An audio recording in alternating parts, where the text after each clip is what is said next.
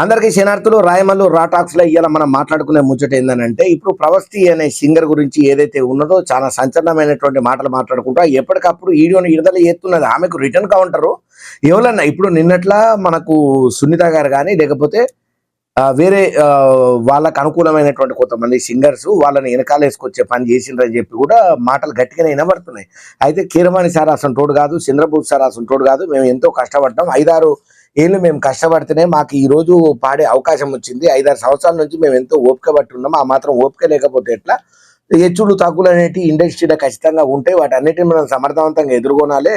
అంతే తప్ప మనం ఉత్తనే అకారణంగా మంచోళ్ళ మీద నిందలు వేయొద్దు అన్నట్టు ఎవరైతే కీరవాణి, చంద్రబోస్ సారు, ఇంకా అట్లనే సునీత మేడం తాలూకా ఫేవర్ బ్యాచ్ ఉంటుంది కదా, వాళ్ళందరి వీడియోలో విడుదల చేస్తున్నారు. కాకపోతే వాళ్ళు ఇచ్చిన వీడియోలకు విడుదల చేసిన దానికంతా ఈ ప్రపంచ సింగర్ అనే అమ్మాయి మాత్రం ఖచ్చితంగా కౌంటర్ ఇస్తూ ఒక క్వశ్చన్ కూడా ఎప్పటికప్పుడు అడుగుతున్నది.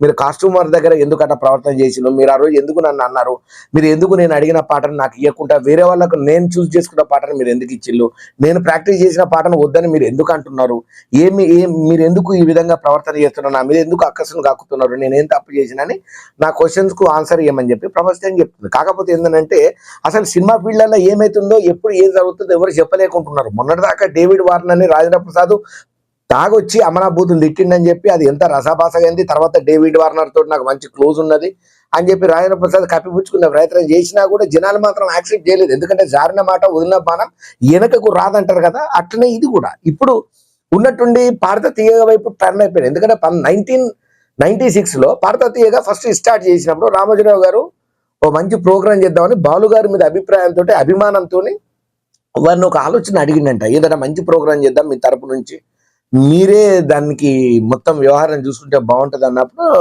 బాలగారు కొంత రియాక్ట్ అయ్యి ఇలా చేద్దాం అన్నప్పుడు దాన్ని పెట్టడం అద్భుతంగా సక్సెస్ రేట్లో పోవటం. ఇప్పటికి ఏంటంటే ఎన్ని పాటలు ఎన్నిసార్లు విన్నా కూడా అక్కడ పాడతా తీయగాలో లైవ్ పర్ఫార్మెన్స్ జరిగే దానికోసం చాలా మంది ఫ్యాన్స్ అయితే ఉన్నారు. సరే, సక్సెస్ఫుల్ గా జరుగుతున్నది. కాకపోతే కోవిడ్ కారణాల వల్ల బాలు గారు అనారోగ్యంతో అనివార్య కారణాల వల్ల మంచిగా మళ్ళీ బయటకు వచ్చి పాటలు పాడతారు అనుకున్నాం, కానీ అనుకోని సందర్భంలో బాలుగారు జీవిడ్చుకునే పరిస్థితికి వచ్చింది కదా.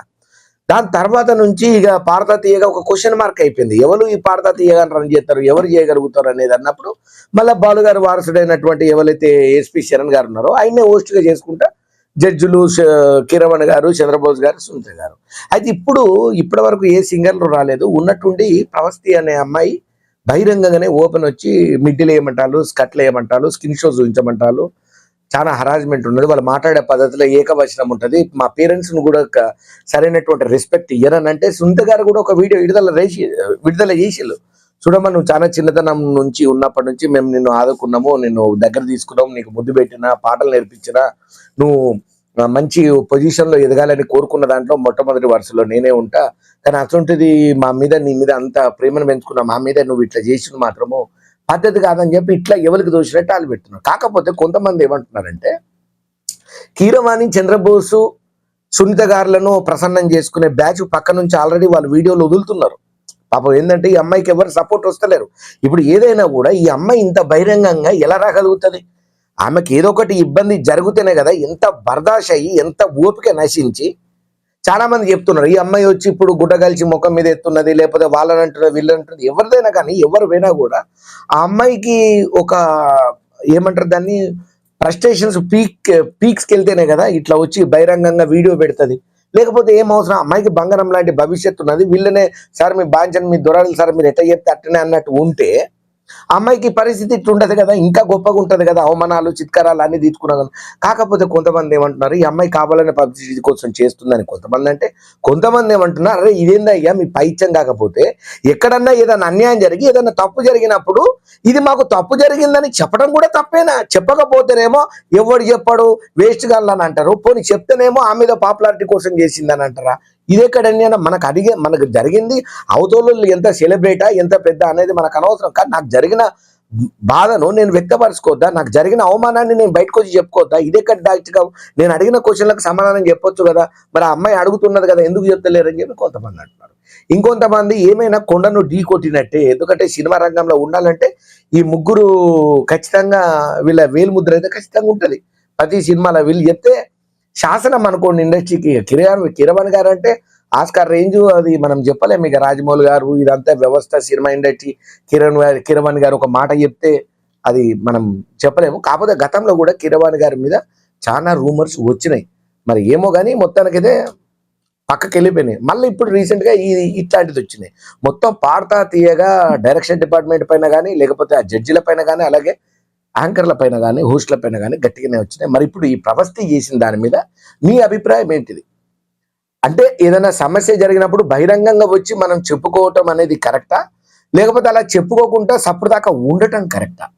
ఇందులో ఈ ముగ్గురు జడ్జెస్ వాళ్ళది ఏమైనా న్యాయం ఉందా, లేకపోతే ప్రవస్తే వాళ్ళ మీద కావాలని గుడ్డగాల్చి ముఖం మీద వేసి ఇంకేదో ఆశించి తను అనుకున్నటువంటి నేము ఫేము రాకపోయేసరికి ఇలాంటి స్టంట్ ఏమైనా చేస్తున్నదా? ఇందులో ఎవరిది నిజం, ఎవరిది ఒప్పు? మీకు అనిపించినటువంటి ఏదైనా కూడా కామెంట్ నాకు తప్పకుండా చెప్పండి. ఎందుకంటే నేను తెలుసుకోలేని విషయాన్ని కూడా మీ ద్వారా తెలుసుకునే అవకాశం ఉంటుంది.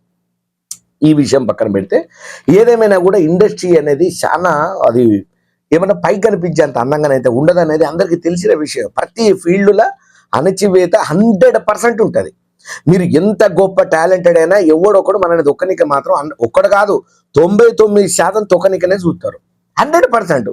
ఇప్పుడు ఎవరైనా కూడా మనకు అప్పుడు బాలుగారి మీద కూడా గట్టి కామెంట్స్ వచ్చినాయి. ఈయన చాలా మందిని తొక్కొచ్చిండని, లేకపోతే పిల్లలకు పాడతా తీయగాలో ఏదో చిన్న చిన్న రాగాలు పోతే కూడా వాళ్ళని ఏదో ఎడ్డిచ్చినట్టు వాళ్ళకి ఏదో వంకలు పెట్టే ప్రయత్నం చేస్తున్నారని ఇట్లా చాలా రూమర్స్ వస్తాయి. దాని మీద బాలసుబ్రహ్మణ్యం గారు కూడా రియాక్ట్ అయ్యారు. ఆయన కూడా మాట్లాడుకుంటూ వచ్చిళ్ళు. వాళ్ళు పిల్లలండి, వాళ్ళు ఏదన్నా తప్పు పాడినప్పుడు నేను వాళ్ళని ఇప్పుడు సరి చేయకపోతే వాళ్ళు ఎక్కడికి పోయినా అదే పాట పాడతారు కాబట్టి నేను వాళ్ళ తప్పును సరి చేస్తా. కానీ అందరూ నేనేదో పెద్ద పండితున్నట్టు, నేనేదో వాళ్ళని కావాలని క్రిటిసైజ్ చేస్తున్నట్టుగా, నేను కావాలని వాళ్ళని కించపరిచేటట్టుగా, వాళ్ళని ఏదో అనగారిన వాళ్ళని ఏదో ఒక తక్కువ చేసే భావనతో నేను చూస్తున్నట్టుగా అంటున్నారు. ఇది కరెక్ట్ కాదని బాలు గారు కూడా క్లారిటీ ఇవ్వాల్సిన పరిస్థితి ఏర్పడ్డది. ఏదేమైనా ఇప్పుడు ప్రవస్తి ఇష్యూ మీద సినిమా పరిశ్రమ కానీ వీళ్ళందరూ ఎట్లా రియాక్ట్ అవుతారు? ఇంకా ప్రస్తుతానికి అయితే కీరవాణి గారు రియాక్ట్ కాలేదు, సుంత గారు ఒక్కడే రియాక్ట్ అయ్యారు. చంద్రబోస్ గారు కూడా ఏదో ఒక చిన్న పోస్ట్ ఏదో పెట్టినట్టున్నారు, అది కూడా అంత ఐడియా లేదు. కాకపోతే ఏంటంటే మరి ప్రవస్తి గారు చెప్పిన దాంట్లో ఎంత నిజం ఉన్నది, ఎంత అబద్ధం ఉన్నది, నిజంగా ఈమెకు జరిగినటువంటి అనుభవాన్ని, జరిగినటువంటి అవమానాన్ని బయట చెప్తున్నదా, లేకపోతే నేను అనుకున్నటువంటి గోల్కు రీచ్ కాలేదు, నేను అనుకున్నటువంటిది సాధించలేకపోయినా కాబట్టి వీళ్ళ మీద గుడ్డగాల్సి ముఖం మీద వేసే ప్రయత్నం చేస్తున్నది అనేది మీకున్నటువంటి అభిప్రాయాన్ని తప్పకుండా రాయమల్లు రాటాక్స్ లో పంచుకుంటారని చెప్పి నేను కోరుకుంటున్నాను.